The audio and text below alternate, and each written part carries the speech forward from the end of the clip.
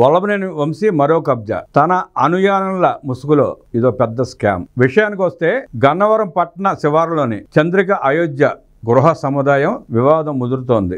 అత్యంత ప్రతిష్టాత్మకంగా చేపడుతున్నామంటూ ప్రకటించిన రాకీ అవెన్యూస్ సంస్థ తమను అడ్డంగా ముంచేసి మాయమైందని ఆ స్థానంలో వైకాపా నేత వల్లభనేని వంశీ అనుచరుడు గుర్రం నాని పాగా వేసి తమను తీవ్రంగా వేధిస్తున్నట్లు వాపోతున్నారు కొనుగోలుదారులు. తాము మొత్తం డబ్బులు చెల్లించేసిన ఫ్లాట్లు అప్పగించకుండా రకరకాలుగా ఆర్థిక భారం మోపి ఇబ్బందులకు గురి చేస్తున్నారంటూ బాధితులు తెలిపారు. దీనిపై బాధితులు పోలీసులను ఆశ్రయించేందుకు సన్నద్ధమవుతున్నారు. ఇప్పటికే చాలా మంది రేరాలోనూ ఫిర్యాదు చేశారు. మంత్రి నారా లోకేష్ ని ఒక్కొక్కరిగా వెళ్లి కలిసి తమ బాధలు చెప్పుకుని న్యాయం చేయమంటూ వేడుకుంటున్నారు. 2017లో దాదాపు 14 మంది రైతులకు చెందిన 10.5 ఎకరాల భూమిని రాకీ అవెన్యూ సంస్థ తీసుకుంది.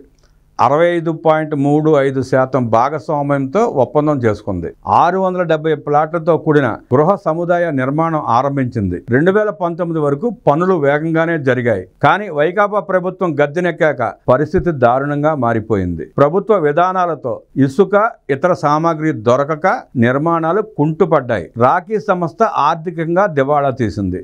అప్పటి నుంచి 2021 వరకు నిర్మాణ పనులు పూర్తిగా నిలిపివేసింది. 2021 డిసెంబర్ 6న రాకీ సంస్థను పూర్తిగా తప్పించేశారు.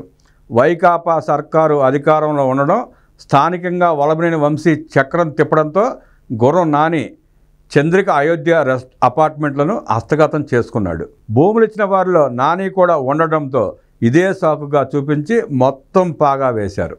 ఈ ప్లాట్లకు సంబంధించిన కొనుగోలుదారులు పూర్తిగా డబ్బులు చెల్లించి మరీ రాకీ అవెన్యూ సంస్థతో ఒప్పందం చేసుకున్నారు.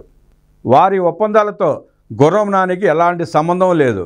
అందుకే గట్టిగా అడిగితే నాకేం సంబంధం, వెళ్ళి ఎవరితో ఒప్పందం చేసుకున్నారో వాళ్ళనే అడగమంటూ దౌర్జన్యం చేస్తున్నారని బూతులు తిడుతూ వెళ్ళగొడుతున్నారంటూ కొనుగోలుదారులు వాపోతున్నారు.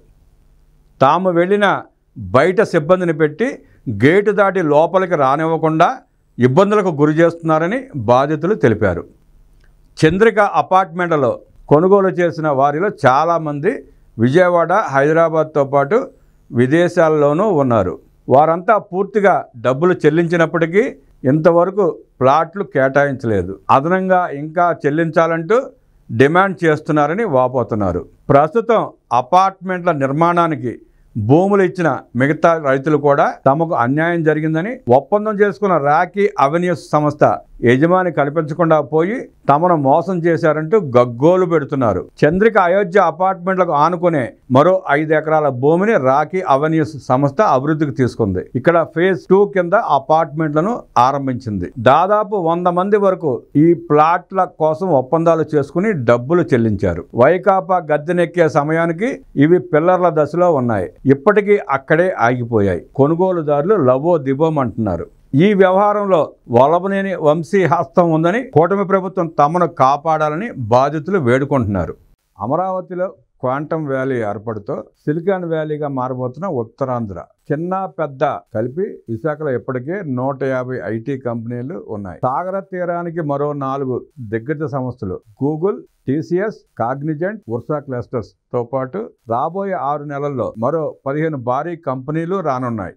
అమరావతిలో ఏర్పాటు కాబోతున్న క్వాంటమ్ వ్యాలీ విశాఖ నగర గమనాన్నే మార్చబోతోంది. అమరావతి ఏంటి, విశాఖపట్నం ఏంటి అనుకుంటున్నారా? చూద్దాం. వచ్చే ఏడాది జనవరిలో అమరావతిలో క్వాంటమ్ వ్యాలీ ప్రారంభమవుతుందని ప్రభుత్వం ప్రకటించింది.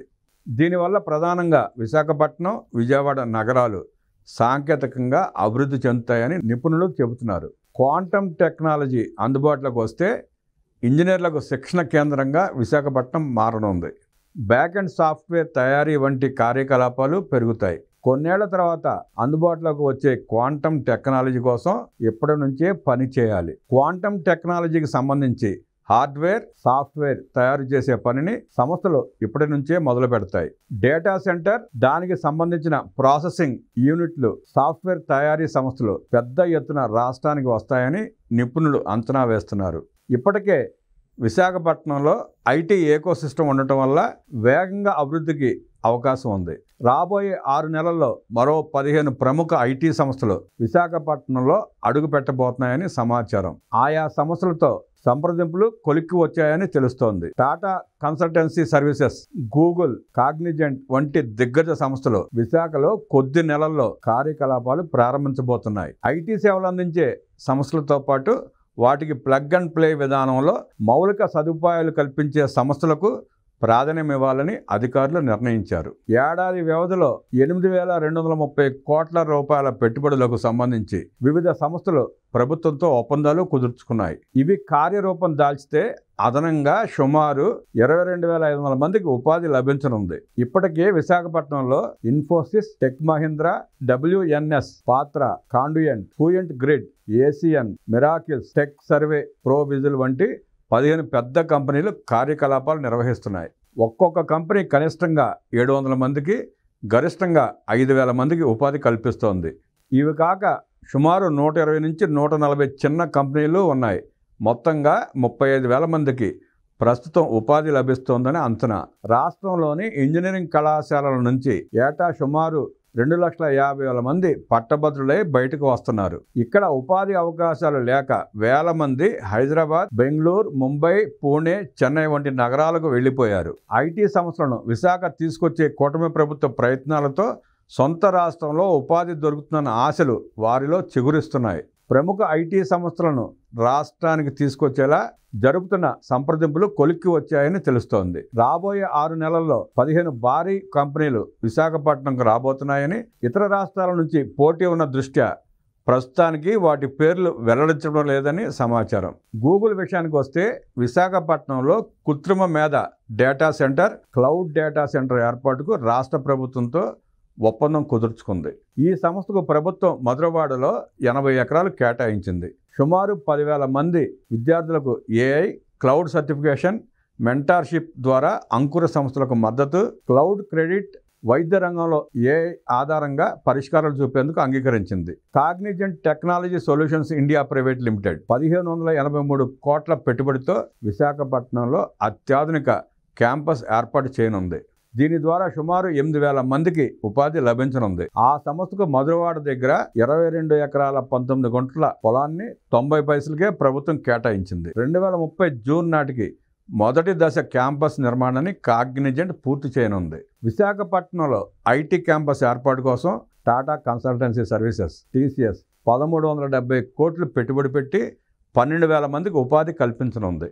ఇందుకోసం ఐటీ హిల్ 3లో 22 ఎకరాలను 89 పైసలకు ప్రభుత్వం కేటాయించింది. సొంత భవనాలు నిర్మించే వరకు కార్యకలాపాలు ప్రారంభించేందుకు వీలుగా మధురవాడ ఐటీ హిల్ 2లో భవనాన్ని TCSకు సబ్లీజ్కి ఇచ్చేందుకు ప్రభుత్వం అనుమతించింది. వర్సా క్లస్టర్స్ ప్రైవేట్ లిమిటెడ్ విశాఖలో data centre, IT office space ఏర్పాటుకు 5,278 కోట్ల రూపాయల పెట్టుబడి పెట్టేందుకు ప్రభుత్వంతో ఈ సంస్థ ఒప్పందం కుదుర్చుకుంది.